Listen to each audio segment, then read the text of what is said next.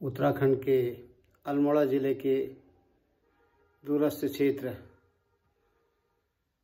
में एक सड़क हादसा हुआ है जिसमें अभी तक 38 लोगों के मरने की पुष्टि की गई है तथा 22 लोगों को घायल बताया गया है। यह दुखद समाचार आज प्रातःकालीन अल्मोड़ा और गढ़वाल मंडल के बीच नैनी डांडा किनार से रामनगर की ओर जा रही एक बस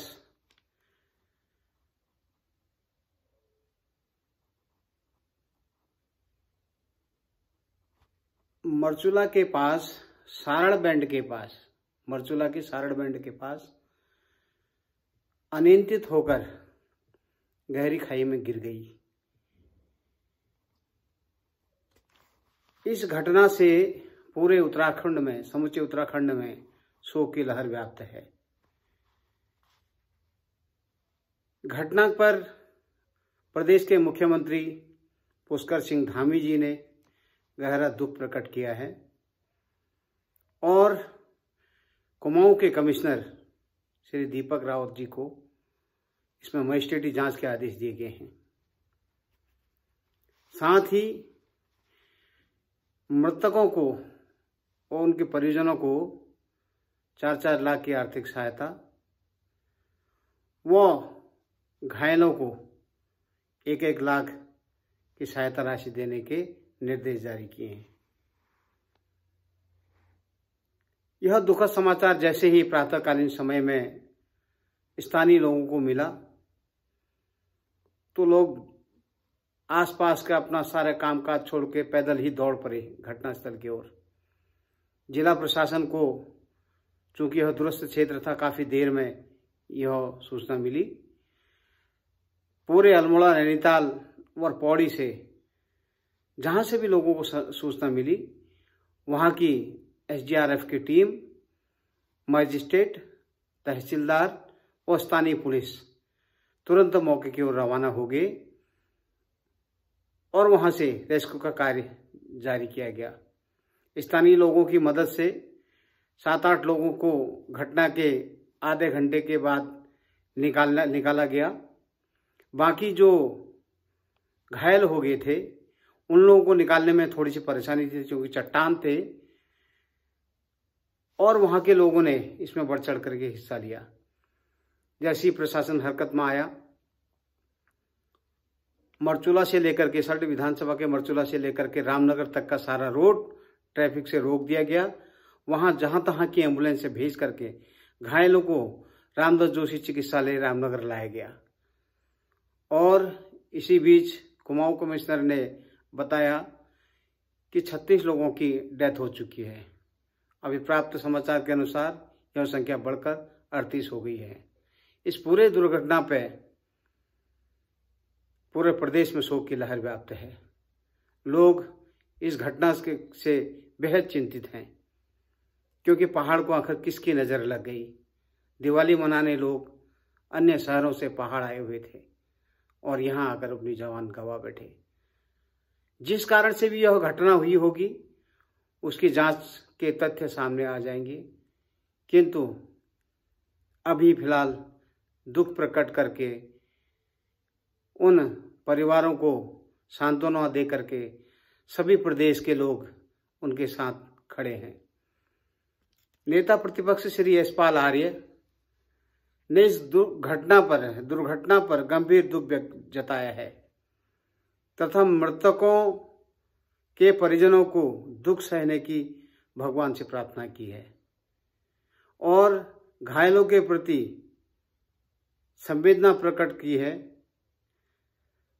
भगवान से प्रार्थना की है जल्दी वो स्वस्थ हो जाएं।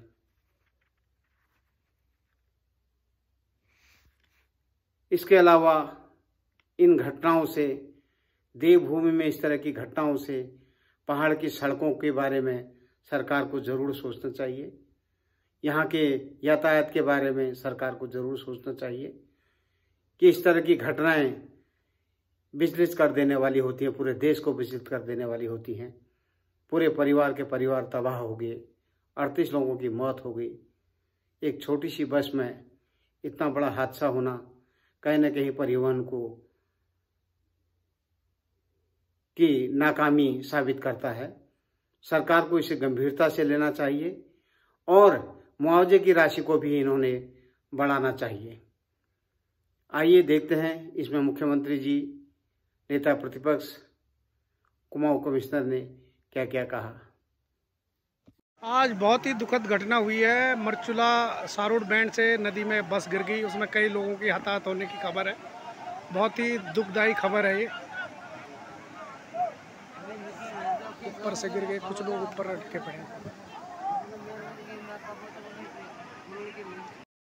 क्या हो बढ़ रहा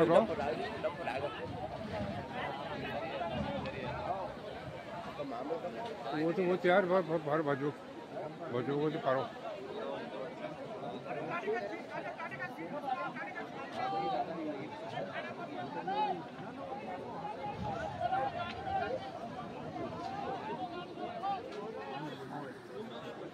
रोटी सब्जी